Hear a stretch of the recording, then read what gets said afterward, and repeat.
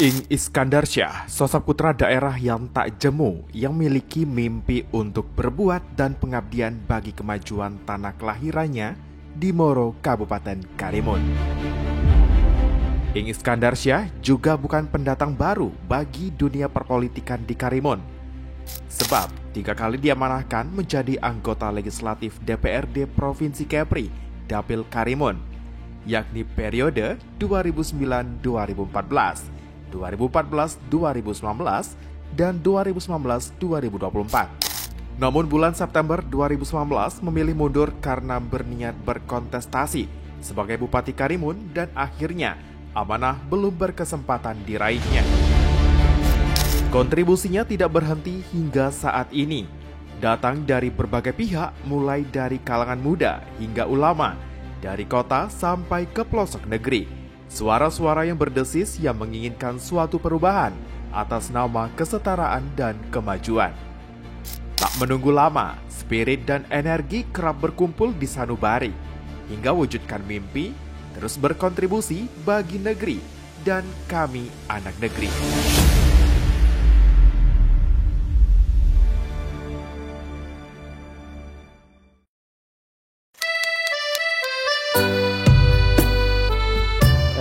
Saya lahir itu di Kecamatan Moro, di Moro, ya, 19 Juli 1972.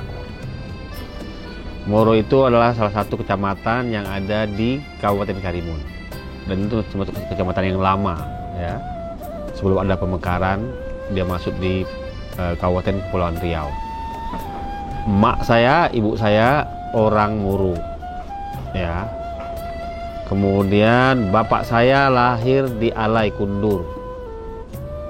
Jadi ya memang asli orang Moro, asli orang Karimun, ya. Itu nenek saya, kalau saya bilang nyai dari emak, ya, itu juga lahirnya di Moro, ya. Memang keluarga besar kami ada di Sungai Ngar. Saya punya dato, ya, di Sungai Bulu, dan juga banyak saudara saya di Kuntur Barat. Jadi kalau bicara asli, ya, saya memang orang asli di sini. Terus tumbuh dan besar di Karimun sendiri? SD, SMP saya di Kecamatan Moro, di Moro, ya. SMA itu belum ada, maka alhamdulillah saya bisa masuk SMA 1 Tanjung Pinang, gitu. Ya, saya anggap bahwa jabatan politik adalah jabatan yang juga mampu untuk memberikan kebaikan kepada masyarakat, ya. Bahkan saya menganggap bahwa kekuasaan itu adalah buah dari kebaikan. Jadi kalau kita berbuat baik dengan masyarakat, ya, menolong orang, apalagi kemudian kita masuk ke politik, orang akan memahami kita, ini orang baik semuanya, layaklah orang ini untuk kita pilih.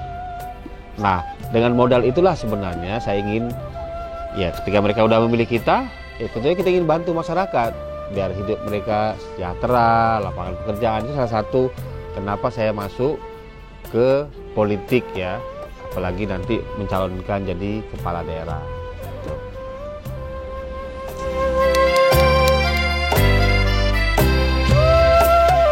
Ya, memang kalau kita bandingkan, ya, waktu saya di Belanda, kemudian di Jakarta balik sebentar kemarin, kemudian di Karimun, ya memang enak hidup di Eropa, ya. Tapi bukan itu sebenarnya dalam kehidupan saya. Saya ingin sebenarnya dalam hidup ini memberikan kebaikan, memberikan kontribusi dengan ilmu yang saya miliki, pengalaman yang saya miliki. Kemudian 2008-2009 PKS mengutus saya untuk balik ke Kepri, ya, makanya saya ikut di Pileg 2009. Alhamdulillah terpilih, ya. Mungkin saya pikir karena bapak saya juga pernah jadi anggota dewan, ya, terpilih. Dulu nenek saya, kakek saya, datuk saya itu pernah jadi kepala desa di Alai. Jadi mungkin bakat terpendam terkait dengan leadership kepemimpinan itu mungkin ada gitu. Kemudian setelah saya dalami, orang butuh saya lebih banyak di sini daripada di tempat lain. Apalagi saya lahir di sini dan saya lihat potensi yang luar biasa yang dimiliki oleh Kabupaten Karimun dan Kepri secara umum itu kurang optimal. Memang harus ada sentuhan ya, orang yang mampu untuk mengeksplor, untuk menjadikan potensi-potensi yang dimiliki ini sesuatu yang bisa bermanfaat untuk masyarakat, sehingga buahnya itu adalah kesejahteraan. Nah, ini menjadi obsesi saya sebenarnya. Saya lihat adalah pilihan saya adalah saya ingin mengabdi di Pulau Riau, khususnya di Karimun. DPRD itu di periode yang ketiga, yang saya jalankan cuma setahun.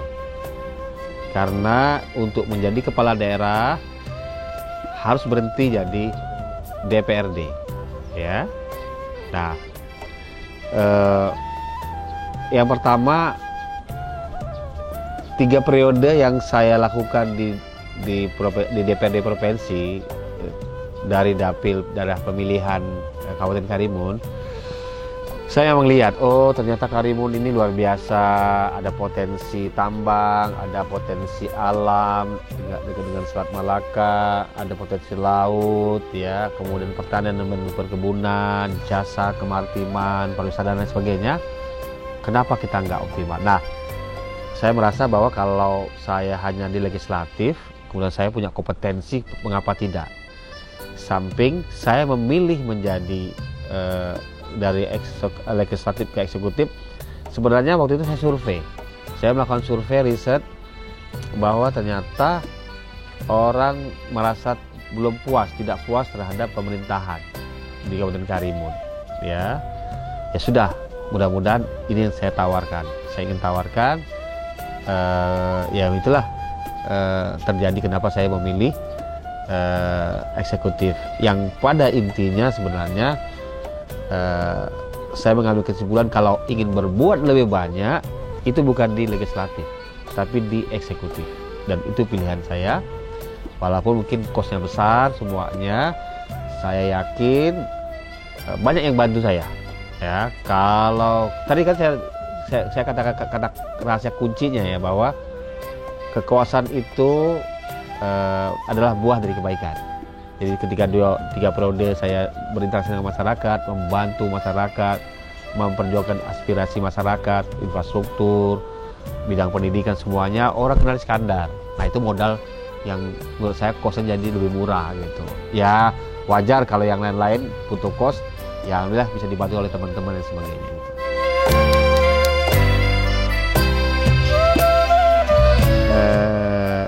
Saya menganggap bahwa kekalahan 86 suara di 2020 adalah kesuksesan yang tertunda.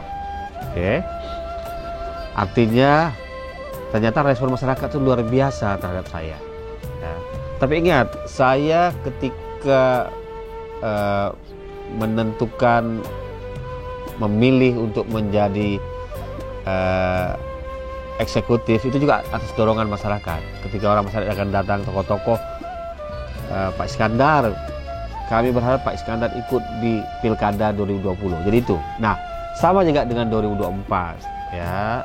Bahkan saya mohon maaf, saya pernah dipanggil oleh Pak Nurdin Basirun, ya, Gubernur 2016-2019, 2 kali periode menjadi bupati pada masanya. Iskandar, saya berharap engkau tampil di Pilkada. Sayang kemarin, tapi tak apa-apa. Terus saya bilang sama beliau, saya terima kasih atas dukungan abang, ya. Tapi kalau hanya sebatas menang, percuma sudah. Yang saya berharap kita bisa membangun daerah. Nah, saya berharap beliau juga membantu saya ketika menjadi bupati untuk membangun, katakanlah apa yang perlu kita benahi di Kabupaten Karimun. Jadi itu sebenarnya yang mendorong ya saya ikut lagi di Pilkada 2024. Ya tadi saya meyakini bahwa yang niat yang baik nggak perlu kapok, ya asal jangan bosan aja, itu masalahnya kan, ya bosan, ya pasti dapat pahala gitu, karena dia punya nilai, ya. Karena orang memandang ya kalau kekalahan kan ya sesuatu yang menyakitkan kan. Ya bisa benar juga, tapi kalau kalau niatnya adalah untuk dapat pahala, dapat kebaikan, walaupun tidak menang ya udah itu takdir Tuhan, tapi kan tidak sesuatu yang ada yang sia-sia sebenarnya gitu. Itu mungkin. Ya, alhamdulillah keluarga saya, istri, kemudian kakak-kakak, adik-adik juga mendorong ya, keluarga besar. Cuma ada syaratnya saya harus konsentrasi saja di pilkada. Maka salah satu penyebab saya tidak ikut di Pileg 2024 adalah karena saya ingin fokus saja di pilkada. Gitu. Ya, baik. Memang orang juga tidak menyangka ya bahwa akhirnya saya dan Bang Rocky ya berpasangan ya. Tapi saya sedikit kilas balik. Kami sama Yova itu udah lama bergerak, saling memahami lah ya. Kemudian ketika dalam perjalanan kami coba evaluasi ya seperti apa. Bahkan ada beberapa alternatif yang ditawarkan oleh Bang Yova. Nah itu yang saya respect sama Bang Yova itu.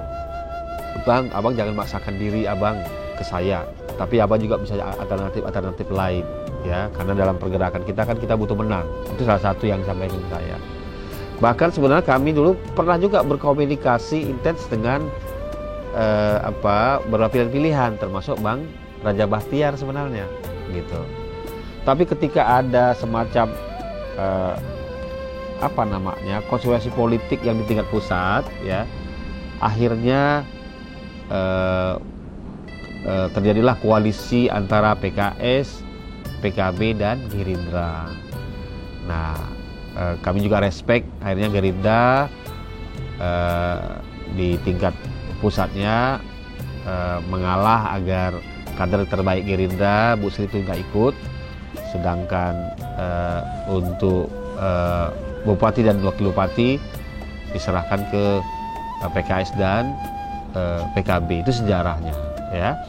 Tapi kami sudah bicara baik-baik, kami sudah berdiskusi, bahkan bertiga ketemu Pak Nurdin yang kami anggap Pak Nurdin adalah senior kita, orang tua kita, advisor kita ya. Dan saya mengatakan bahwa ketika 3 orang ini kami gabungkan, saya, Bang Yova dan Rocky, dia akan menjadi sebuah kekuatan besar. Karena kami bisa bersatu karena niat ya. Karena tujuan kami ya adalah untuk membangun Karimun, melakukan perubahan yang menjadi lebih baik. Maka itulah bisa ketemu ya. Tapi kalau niatnya hanya kekuasaan, mau nyari duit, jabatan, itu tidak akan ketemu ya. Nah disitulah saya secara pribadi walaupun minta maaf dengan Bang Yova. Kemarin saya sudah ketemu sama keluarganya ya, sama ibunya, sama ayahnya ya. Saya jelaskan semuanya, mereka bisa memahami ya konstelasi politik yang terjadi di tingkat pusat semuanya, dan mereka tetap dukung kami ya.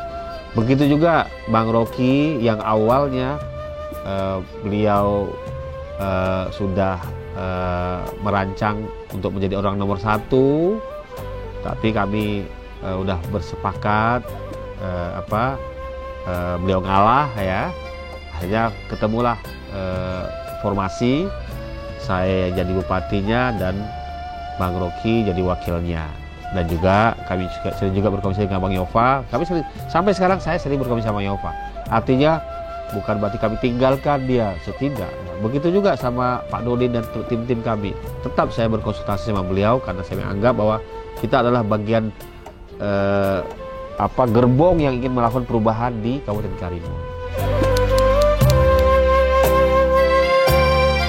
Ya, saya berinteraksi sama Bang Rocky itu sejak tahun 2014 ya. Pernah di komisi 2 sama-sama ya. Saya pernah jadi ketua komisi 2 ya, bidang ekonomi dan keuangan di DPRD Provinsi Kepri. Jadi 10 tahun 11 tahun saya bergaul dengan Bang Rocky ya. Ya saya lihat mirip-mirip sama Bang Yova juga sebenarnya ya. Orangnya kalem ya, memahami orang lain semuanya, mau berdialog kalau ada apa-apa ya kan gitu.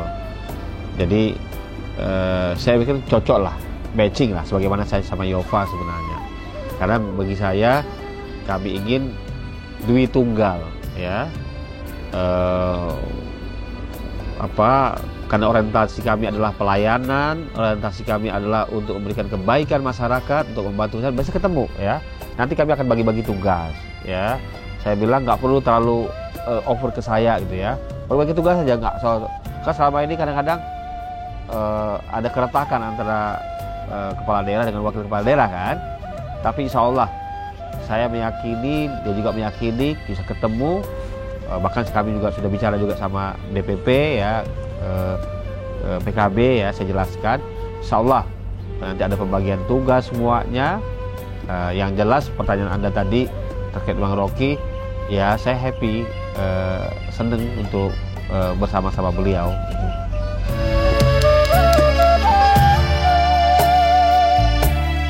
Kami ingin menjawab apa yang menjadi harapan masyarakat. Karena saya yakin masyarakat tuh pasti punya harapan, punya keinginan ya. Jadi pilkada, pileg, pilpres itu sebenarnya pesannya kan sebenarnya masyarakat ingin mendapatkan sesuatu kebaikan buat mereka. Ya, nah saya ingin menjawab apa yang menjadi harapan masyarakat. Nah, apa menjadi harapan masyarakat? Lapangan pekerjaan, oke. Bidang pendidikan, ya.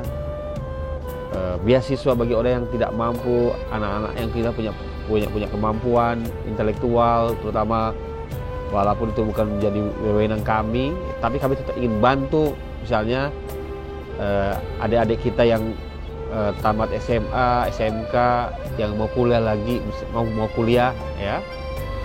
Kemudian di bidang kesehatan, BPJS gratis, kemudian fasilitas pelayanan rumah sakit, puskesmas ya. Kalau kita lihat IPM, indeks pembangunan Karimun, salah satu kebutuhan di rumah sakit itu kesehatan itu masih rendah. Karena ada orang masyarakat yang di pulau-pulau, dia gratis BPJS, tapi mau berobat ke balai ini, ke Karimun ini, ke ibu kota, butuh ongkos. Nah, makanya kita akan perkuat puskesmas yang ada di Kabupaten Karimun, termasuk pengembangan rumah sakit yang ada di Kundur, supaya orang jangan terlalu jauh datang ke sini fasilitasnya. Ya, tenaga kesehatan juga kita harus memberikan insentif ya, menurut saya insentif ya, agar mereka semangat untuk bekerja melayani masyarakat gitu. Nah, kemudian infrastruktur,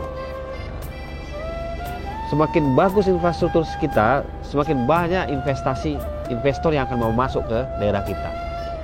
Listrik, air ya, pelabuhan.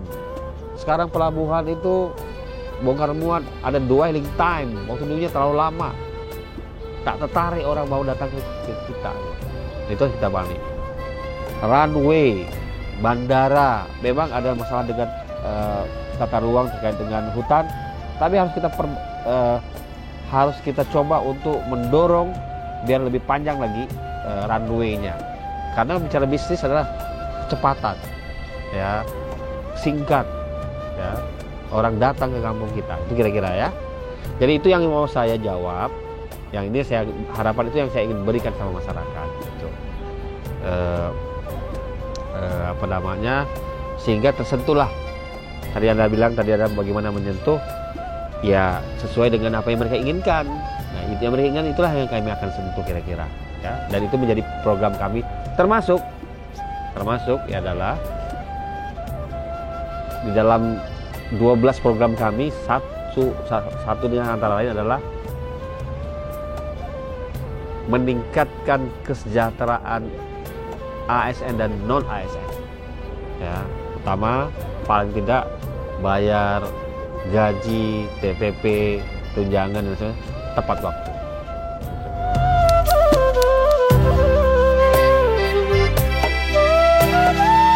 Kami melihat ada dua masalah utama yang terjadi yang ada di Kabupaten Karimun, ya. Yang pertama, pengangguran, ya. Pengangguran itu dengan kemiskinan, ya. Kita adalah anti kemiskinan. Kita harus dorong masyarakat untuk bekerja, untuk mendapatkan pendapatan uang, ya, sehingga mereka hidup sejahtera, maju, sejahtera dan berbudaya. Oke. Nah, ini yang ingin kita dorong sebenarnya, ya. Nah, untuk mengimplementasi program-programnya, ya, kami menyiapkan 5.000 lapangan pekerjaan selama 5 tahun nanti, ya. Kemudian terutama kita lihat generasi muda nanti ke depan, itu harus menjadi perhatian kita. Angka produktif, ya. Nah, infrastruktur, sarana kesehatan, pendidikan, ya, memberikan modal, ya, kepada KUKM, ya, masyarakat kecil, ya, mendorong biar mereka naik level. Kemudian investasi pengusaha juga kami coba untuk mendorong perizinan yang lebih cepat, ya. Kami akan bantu mereka karena kami butuh pengusaha-pengusaha sebenarnya untuk membangun daerah kita. Pengusaha muda, pengusaha perempuan tangguh, ya. Bahkan di sektor lain kami ingin realkan terutama untuk masyarakat, terutama pemuda, itu di bidang olahraga, ya. Kemudian mengoptimalkan seniman, ya, karena berbudaya itu salah satu yang saya ingin jual adalah bagaimana kita bisa menjual budaya kita. Mungkin ada event-event internasional yang berkolaborasi dengan suku-suku yang ada di Kabupaten Karimun. Ya, kita dekat dengan Singapura, Malaysia. Kenapa kita nggak, ya, kayak contoh penyanyi terkenal Malaysia juga ada hubungan juga dengan kita. Semacam katakanlah ada hubungan historis, ya, Melayu atau sebagainya. Kemudian olahraga, misalnya ada kompetisi bola. Dulu Karimun terkenal dengan bola, sepak bola, bahkan pernah mewakili Riau, ya, dalam PON atau dalam kompetisi yang besar. Nah, ada kompetisi internasional katakanlah di divisi 3 atau 4, kita ajak Singapura, Pahang, Malaysia, Malaka, Johor Bahru, mungkin Singapura ada dari bagian mereka, ajak Dumai, Pekanbaru, Padang, Medan, untuk berkompetisi. Jadi hingga kampung kita ada turis-turis yang masuk, kan gitu. Jadi ini yang kami ingin jawab, ya, dengan dua masalah tadi, pengangguran. Yang kedua adalah kami ingin meningkatkan fiskalnya, kemampuan keuangan daerah, sehingga APBD kita tuh meningkat, kita lebih mandiri. Selama ini mungkin konstruksi APBD kita masih ketergantungan sama pusat, kita masih 35%, ya, lebih kurang. Nah, kita ingin naikkan menjadi 45%. Kalau itu kami kan luar biasa apa yang kami akan perbuat untuk kebaikan Karimun ke depan. Kita lihat dalam sejarah, ya, Karimun, ya, berdirinya Karimun, Kabupaten Karimun. Awal-awal aja kita sudah punya lapangan bola yang menurut saya sangat kompetitif, ya. Badang Perkasa, oke. Nah, sebenarnya sarana ini akan kita perbaiki. Nah, nanti kita optimalkan, ya. Kemudian pengalamannya Pak Nurin Basirun, Dr. Nurin Basirun, si Ramadan Sananta, ya. Nah, kalau bisa kami ingin memproduksi pemain-pemain bola di Kabupaten Karimun ini menjadi pemain-pemain profesional internasional. Kenapa tidak? ya. Artinya kita harus masuk kepada industrialisasi olahraga. Salah satu adalah bola. Termasuk seni, saya yakin banyak sekali potensi-potensi anak-anak kita, ya, masyarakat kita di Kabupaten Karimun yang punya potensi seni, terutama mungkin lagu, ya, yang lainnya. Kenapa tidak kita kembangkan? Nah, itu yang kami ingin dorong nanti, ya, Karimun bukan hanya terkenal di bidang batu granit atau timah, tapi dia juga bidang-bidang yang lain yang harus kita dorong. Karena memang posisi kita sudah menarik ini, Singapura, Malaysia, Batam, gitu. Kalau perlu orang datang ke Batam dan juga datang ke Kabupaten Karimun. Itu kira-kira yang ingin kami dorong, menjadi Karimun menjadi berubah menjadi lebih baik, ya. Dengan menjawab dua pertanyaan tadi itu, masalah lapangan pekerjaan, pengangguran, ya. Yang kedua adalah kami ingin meningkatkan fiskal keuangan, ya, sehingga TPP bisa tepat waktu. Banyak juga, ya, jangan hanya tepat waktu. Ya, mungkin tahap pertama tepat waktu, ya. Tapi kalau kami kan ingin orang itu sejahtera. Pegawai-pegawai kami baik ASN pun non ASN, kalau gajinya besar kenapa enggak? Tunjangan besar kenapa tidak? Sehingga mereka mampu untuk melayani masyarakat dengan sepenuh hati. Itu sebenarnya. Nah, sehingga dengan uang fiskal yang banyak, kami akan dorong membangun ya, fasilitas kesehatan, pendidikan. Kalau perlu kita pendidikan yang sedikit modern. Saya lihat nih, bangku aja ada keras-keras bangku ke. Orang udah zaman, ya kan? Saya kemarin nggak saya sebutin lah. Waktu saya sekolah, bangkunya itu juga modelnya, ya. Orang udah nggak tahan lagi duduk lama-lama kayak gitu. Kira-kira gitu. Itu yang harus kita dorong menjadi modernisasi sehingga kualitas pendidikannya kesan juga meningkat. Itu yang kita ingin dorong sebenarnya.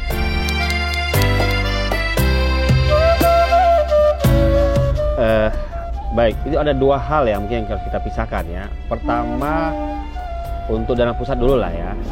Kalau dana pusat, kita harus rancang dengan baik, ya. Perencanaan, misalnya pelabuhan, nanti katakanlah bandara, bikin kajian-kajian FS-nya dulu. Dan saya meyakini relasi kami dengan kebetulan di koalisi kan ada Gerindra, ya, sebagai partai pemerintah. Mudah-mudahan lah kami akan lobby, berusaha semungkin biar banyak bantuan-bantuan fiskal yang dari pusat ke daerah. Dengan catatan siapkan dulu FS-nya, kajiannya gitu. Kadang-kadang kalau kita minta nggak punya kajian seperti apa. Termasuklah kami ingin dorong infrastruktur pelabuhan, jalan, ya. Pulaunya banyak, potensi tapi belum optimal, kira-kira itu. Itu salah satu. Nah, yang kedua adalah PAD. Nah, itu yang mungkin yang optimalkan. Waktu saya jadi DPRD, saya lihat Provinsi Kepri PAD-nya nggak meningkat. PAD-nya hanya dari pajak kendaraan bermotor. Oke. Kemudian kenaikan APBD-nya nggak signifikan, kurang dari 10%, ya, bahkan nggak sampai 5%. Pokoknya antara 3-6%, ya. Nah, harusnya kenaikan APBD di PAD itu kita harus dorong setiap tahun naik itu di atas 6%, 7%, ya. Karena adanya namanya inflasi. Karena ada inflasi itulah harus kita dorong supaya kualitas uang kita tetap ada sehingga kita bisa membangun daerah, gitu. Oke, ya. Nah, waktu di Pemprov saya pernah mengerjakan namanya PI. Ya. PI itu kalau kita dapat kemarin, kalau kita bisa jalankan, itu 1 tahun kita bisa dapat 1 triliun. Ya. Andi Lumut tadi, ya, Duyung tadi, berapa blok gitu. Nah, saya ingin juga terapkan di Kabupaten Karimun kalau saya jadi bupati nanti. Tapi misalnya Timah, misalnya PT Timah, bisa nggak pemerintah BUMN Timah itu memberikan juga saham kepada pemerintah daerah, misalnya, ya. Bahkan saya ingin juga mengembangkan BUMD pertambangan. Kenapa tidak? Tinggal cari partner sehingga PAD kita juga besar. Kemudian BUMD kita juga maju, berkembang. Ya, selama ini kan saya lihat persoalannya juga nggak ada dorongan dari kepala daerah, pemerintah daerah untuk mengembangkan BUMD kita gitu. Itu salah satu. Nah, terkait dengan tata ruang, sebenarnya Karimun ini luar biasa. Zamannya Bapak Dr. Nurdin Basirun, ada RT RW Kabupaten Karimun itu sudah juga mengembangkan laut, gitu, menata laut. Jadi kalau biasanya RT RW kan hanya wilayah darat biasanya ya. Tapi waktu itu 2013 kalau salah RT RW mereka ya, dulu nggak ada RZWP 3K sebenarnya, belum ada. Ya. Nah, Karimun itu sudah melihat potensi laut. Nah, saya sekarang lihat bahwa sudah dengan adanya RZWP 3K Provinsi Kepri, walaupun masih ada proses sinkronisasi ya, tapi paling tidak itu sudah ada gambaran bagi kita bahwa luar biasa potensi laut yang kita miliki. Nah, itu yang ingin saya manfaatkan. Misalnya Labu Jangkar di Selat Malaka posisi kita ya, jasa kemaritiman, kita bisa bikin daerah-daerah galangan kapal ya. Kemudian jasa kepelabuhanan, maksud saya ingin kerjasama antara Singapura dan Karimun, terutama di logistik. Bisa nggak Singapura? Oke, kalian bisa bekerja sama dengan kami, tempatkan barang-barang yang untuk kalian ekspor, yang kalian simpan-simpan itu di tempat kami. Bisa aja. Juga termasuk ya budidaya lobster, kepiting, banyak. Sekarang luar biasa tuh Singapura dan Batam kan. Ada istilah tata ruang adalah tata uang. Ketika pemerintah itu mampu untuk menata ruang-ruangnya menjadi ruang yang bermanfaat, ruang-ruang yang selama ini tidur menjadi potensi, dia akan jadi uang. Ya, uang dalam artinya adalah pemerintah daerah mendapatkan PAD, jasa, termasuk masyarakat juga dapat pekerjaan dari pemuatan ruang-ruang yang akan menjadi lebih optimal. Kira-kira seperti itu.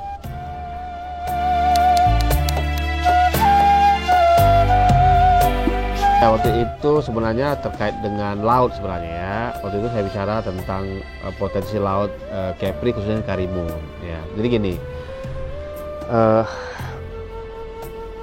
posisi strategis Karimun itu luar biasa. Selat Malaka, ke Singapura dekat, ke Malaysia dekat, kemudian Selat Durian ke Jakarta internasional ya. Jadi itu luar biasa ya. Lautnya itu juga ternyata pertama jalurnya di atas laut, di tengah-tengahnya banyak biota laut, ikan semua. Nah, di bawahnya ternyata ada timah, ada pasir laut atau sedimentasi. Kenapa kita nggak manfaatkan? Dengan catatan harus ramah lingkungan, dengan catatan harus ada aturan sesuai apa yang disyaratkan oleh pemerintah ya, ada PP-nya, ada permennya, KKP. Itu yang belum kita optimalkan, sayang ya. Jadi jangan khawatir, sebenarnya kita bisa kompromikan, bisa kita melakukan basis kita adalah scientific base. Makanya saya dua. Kalau kita bicara tentang eksploitasi bidang kelautan atau dasar laut atau apa, kan ada dua. Pertama hukumnya dulu, ya ada tata ruang dan sebagainya. Yang kedua adalah scientific base, basisnya pengetahuan. Jadi ketika orang coba untuk demo atau apa, mengkritik, kadang-kadang dia tidak punya basis scientific base, hanya logika, nggak bisa gitu ya. Selama ini dulu waktu zaman Karimun, zamannya almarhum Pak Sani, Pak Nurdin, kita bisa bangun macam-macam kan dari pasir laut misalnya, gitu kan, gitu. Ini itu yang maksud saya dengan the sleeping giant itu, rasa saya lagi tidur ya. Walaupun mungkin akan ada perdebat terkait orang lingkungan ya, tapi saya melihat dari data, kalau itu kan pasti pemerintah nggak boleh ya adanya iup misalnya ditambang atau sedimentasi. Tapi kenapa pemerintah? Kan itu berarti kan membuktikan bahwa sudah ada kajian-kajiannya. Nah itu yang maksud saya harus kita optimalkan, tetapi tetap dengan ramah lingkungan, tetap dengan memperhatikan nelayan-nelayan dan masyarakat pesisir di Kabupaten Karimun. Iya, dua itu aja, dampak lingkungan semuanya direduksi. Yang kedua, jangan abaikan para nelayan dan masyarakat pesisir. Itu aja kuncinya.